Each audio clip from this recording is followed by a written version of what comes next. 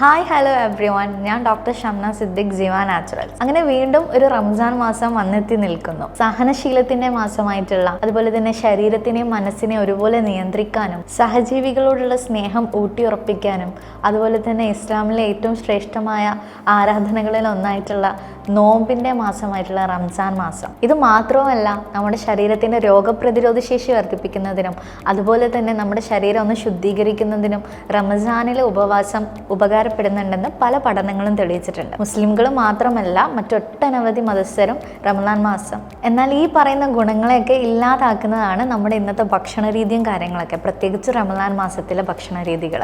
ഇതിനായിട്ട് നമ്മൾ ആദ്യം തന്നെ ഫോക്കസ് ചെയ്യേണ്ടത് നമ്മുടെ അത്താഴത്തിലാണ്. അത്താഴം എന്ന് പറയുന്നത് വളരെ ഇമ്പോർട്ടൻ്റ് ആയിട്ടുള്ള ഒരു കാര്യമാണ്. പലരും അത്താഴം സ്കിപ്പ് ചെയ്യാറുണ്ട്. ആദ്യത്തെ ഒരു 3-4 ദിവസം അത്താഴം കഴിക്കും, ബാക്കി എല്ലാ നോമ്പും നോക്കുന്നത് അത്താഴം സ്കിപ്പ് ചെയ്തിട്ടായിരിക്കും. ഇതൊരു വലിയ അബദ്ധമാണ്. ഒരു നോമ്പ് പിടിക്കുന്ന ആളെ സംബന്ധിച്ച്, ഒരു നോമ്പുകാരനെ സംബന്ധിച്ച് അത്താഴം എന്ന് പറയുന്നത് വളരെ ഇമ്പോർട്ടൻ്റ് ആയിട്ടുള്ള ഒരു കാര്യമാണ്. നമ്മുടെ അന്നത്തെ ദിവസത്തിലേക്കുള്ള ഊർജ്ജം മൊത്തം കിട്ടുന്നത് ഈ അത്താഴത്തിൽ നിന്നാണ്. പലപ്പോഴും അത്താഴം പ്രോപ്പറായിട്ട് കഴിക്കാത്തതിൻ്റെയാണ് നോമ്പ് സമയത്ത് നമുക്ക് നെഞ്ചരിച്ചിലും അസിഡിറ്റി ഒക്കെ ഉണ്ടാവാനുള്ള പ്രധാന കാരണം. അതുപോലെ തന്നെ നമുക്കൊരു ദിവസത്തെ ഊർജ്ജത്തിനുള്ള പ്രധാന സോഴ്സ് എന്ന് പറയുന്നത് നമ്മൾ കഴിക്കുന്ന അത്താഴത്തിനെ ഡിപ്പെൻഡ് ചെയ്തിരിക്കും. ഈ അത്താഴത്തിൽ നമുക്ക് എന്തൊക്കെ കഴിക്കാൻ പറ്റും എന്നുള്ളത് ഞാൻ പറഞ്ഞുതരാം. അതിനായിട്ട് ചെറിയൊരു പോർഷൻ നല്ല തവിട് നിറഞ്ഞിട്ടുള്ള അരിഭക്ഷണം കഴിക്കണം. അതോടൊപ്പം കുറച്ച് സാലഡ്സ് അല്ലെങ്കിൽ ഇലക്കറികൾ, പച്ചക്കറികൾ അടങ്ങിയ ഒരു പോർഷൻ വേണം. കാരണം അതിൽ ഒത്തിരി ഫൈബേഴ്സ് അടങ്ങിയിട്ടുണ്ട്. അത്താഴത്തിന് സാലഡ്സ് ഉൾപ്പെടുത്തുന്നത് വളരെ നല്ലതാണ്, കാരണം അതിൽ ഒത്തിരി ഫൈബേഴ്സ് അടങ്ങിയിട്ടുണ്ട്. ഈ ഫൈബേഴ്സ് അടങ്ങിയത് കൊണ്ട് തന്നെ നമുക്ക് പെട്ടെന്ന് ഈ കഴിച്ച ഭക്ഷണം പെട്ടെന്ന് ദഹിക്കാതിരിക്കാൻ വേണ്ടിയിട്ട് സഹായിക്കും. പെട്ടെന്ന് ദഹിച്ചു കഴിഞ്ഞാൽ നമുക്ക് പെട്ടെന്ന് വിശക്കും. അതുകൊണ്ട് അത്താഴ സമയത്ത് സാലഡ്സ് ഉൾപ്പെടുത്തി കഴിഞ്ഞാൽ പെട്ടെന്ന് ദഹിക്കാതിരിക്കാനും അതുപോലെ തന്നെ അതോടൊപ്പം തന്നെ നമുക്ക് പെട്ടെന്ന് വിശക്കാതിരിക്കാനും സഹായിക്കുന്നതാണ്. പിന്നെ നമുക്ക് ഈ അരിയുടെ കൂടെ നല്ല വെജ് കുറുമ കറി, ഗ്രീൻ പീസും ക്യാരറ്റും കാര്യങ്ങളൊക്കെ അടങ്ങിയിട്ടുള്ള, തേങ്ങാപ്പാലൊക്കെ അരച്ചിട്ടുള്ള വെജ് കുറുമ കറി എടുക്കുന്നത് വളരെ നല്ലതായിരിക്കും. അതുപോലെ തന്നെ മറ്റൊന്നാണ് ഫ്രൂട്ട്സ് എന്ന് പറയുന്നത്. ഈ ഫ്രൂട്ട്സിൽ അധികം പുളിയില്ലാത്ത ഫ്രൂട്ട്സ്, ഈ ഓറഞ്ച് കാര്യങ്ങളൊക്കെ ഒഴിവാക്കിയിട്ട് അധികം പുളിയില്ലാത്ത ഫ്രൂട്ട്സ് കഴിക്കുന്നതായിരിക്കും ഒന്നും കൂടി പ്രിഫറിങ്. കാരണം അധികം പുളിയുള്ള ഫ്രൂട്ട്സ് കഴിച്ചു കഴിഞ്ഞാൽ നമുക്ക് നെഞ്ചരിച്ചിലും അസിഡിറ്റി ഒക്കെ നോമ്പിന്റെ സമയത്ത് വരാനുള്ള ചാൻസസ് ഉണ്ട്. അതുകൊണ്ട് ആപ്പിള്, തണ്ണിമത്തന് പോലത്തെ കാര്യങ്ങളൊക്കെ കഴിക്കാം. ഇതോടൊപ്പം തന്നെ നട്ട്സ്, ബദാംസ്, കാഷ്യൂസ് ഒക്കെ കഴിക്കുന്നത് വളരെ നല്ലതായിരിക്കും. ഒരു 2-3 നട്ട്സ്, ബദാംസ് ഒക്കെ ഇതിൻ്റെ ഒപ്പം കഴിച്ചു കഴിഞ്ഞാൽ ഭയങ്കര പ്രോട്ടീൻ റിച്ച് ആണ്. അതുപോലെ തന്നെ നല്ല എനർജി തരും. പിന്നെ കാരൊക്കെ നമുക്ക് അത്താഴ സമയത്ത് എടുക്കാം. ഒരു 3-4 ഗ്ലാസ് വെള്ളമെങ്കിലും നമ്മൾ അത്താഴ സമയത്ത് കുടിച്ചിരിക്കണം. അതുപോലെ തന്നെ ഷുഗറിന്റെ, പ്രഷറിന്റെ, തൈറോയിഡിന്റെ ഒക്കെ ഗുളിക കഴിക്കുന്നവർക്കും അത്താഴ സമയത്ത് അത് എടുക്കാവുന്നതാണ്. പലരും ചെയ്യുന്ന ഒരു അബദ്ധമാണ് അത്താഴം കഴിക്കാതെ രാത്രി സമയത്ത് 10 മണിക്ക് നന്നായിട്ട് ഭക്ഷണം കഴിച്ചിട്ട് അങ്ങ് കിടന്നുറങ്ങും. അതുപോലെ തന്നെ മറ്റു ചിലര് അത്താഴ സമയത്ത് നന്നായിട്ട് ഭക്ഷണം എടുക്കുകയും ചെയ്യും. ഇത് രണ്ടും ശരീരത്തിനും നോമ്പ് സമയത്തിനും നല്ലതല്ല.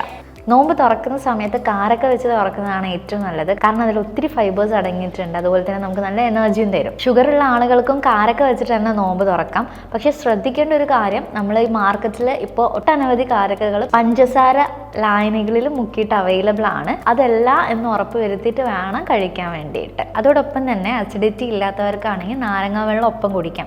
നാരങ്ങ വെള്ളം കുടിക്കുന്ന സമയത്ത് വളരെ നേർപ്പിച്ച രീതിയിലായിരിക്കണം കുടിക്കേണ്ടത്. കൂട്ടത്തിൽ കുറച്ച് പഞ്ചസാരയും കുറച്ച് ഉപ്പും കൂടി ഇട്ട് കഴിഞ്ഞാൽ നമ്മുടെ ബോഡിയിൽ ഇലക്ട്രോലൈറ്റ് ബാലൻസ് ഒക്കെ ചെയ്യാൻ വേണ്ടി സഹായിക്കും. നല്ല റവ കൊണ്ടൊക്കെ ഉണ്ടാക്കിയിട്ടുള്ള തരിക്കഞ്ഞി, പശുവിൻ പാലോ തേങ്ങാപ്പാലോ ഒക്കെ ഇട്ട് വെച്ചിട്ട് നല്ല നട്ട്സൊക്കെ വെച്ച്, നട്ട്സും ഗീയൊക്കെ വെച്ചിട്ട് താളിച്ചിട്ടുള്ള തരിക്കഞ്ഞി കുടിക്കാവുന്നതാണ്. ചിക്കനും കഞ്ഞിയും ചേർത്തിട്ടുള്ള സൂപ്പ് കുടിക്കാം.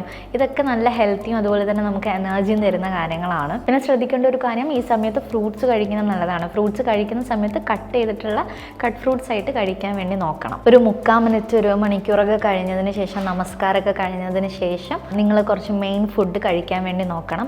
ആ മെയിൻ ഫുഡ് കഴിക്കുന്ന സമയത്ത് തന്നെ ഒത്തിരി അധികം കഴിക്കാൻ പാടില്ല. വയറിന്റെ 1/3 ഭാഗം ഭക്ഷണം, അതുപോലെ തന്നെ 1/3 ഭാഗം വെള്ളം, 1/3 ഭാഗം ഒഴിച്ചിടാനായിട്ട് ശ്രദ്ധിക്കണം. ഈ സമയത്ത് നന്നായിട്ട് വെള്ളം കുടിക്കുക. ഒരു 3-4 ഗ്ലാസ് വെള്ളം കുടിക്കുക. അതോടൊപ്പം തന്നെ നമ്മൾ ഒഴിവാക്കേണ്ടതാണ് കരിച്ചതും പൊരിച്ചതും അതുപോലെ തന്നെ അധികം എണ്ണയിൽ ചേർത്തിട്ടുള്ള കാര്യങ്ങളൊക്കെ ഒഴിവാക്കുക. കാരണം ഇത് കടുത്ത ദഹനക്കേടും അസിഡിറ്റി ഒക്കെ നോമ്പ് സമയത്ത് നമുക്ക് ഉണ്ടാക്കും. നമ്മുടെ നോമ്പിന്റെ സമയത്ത് നല്ല സമ്മർ സീസൺ ആണ്. വെള്ളം ധാരാളം ശരീരത്തിലോട്ട് എത്തുന്നുണ്ടെന്ന് നിങ്ങൾ ഉറപ്പ് വരുത്തണം. നിങ്ങൾ ഇൻസുലിൻ എടുക്കുന്ന ആളുകളാണെങ്കിൽ നോമ്പിന്റെ മുന്നേ നിങ്ങളെ കൺസൾട്ട് ചെയ്യുന്ന ഒരു ഡോക്ടറുടെ നിർദ്ദേശം എടുക്കുന്നത് വളരെ നല്ലതായിരിക്കും. പഞ്ചസാര ഒത്തിരി അടങ്ങിയിട്ടുള്ള ഭക്ഷണ പദാർത്ഥങ്ങൾ നമ്മൾ നോമ്പിന്റെ സമയത്ത് കഴിയുന്നതും ഒഴിവാക്കുക. എല്ലാവർക്കും നല്ലൊരു നോമ്പ് ആശംസിച്ചുകൊണ്ട് താങ്ക് യു സോ മച്ച്.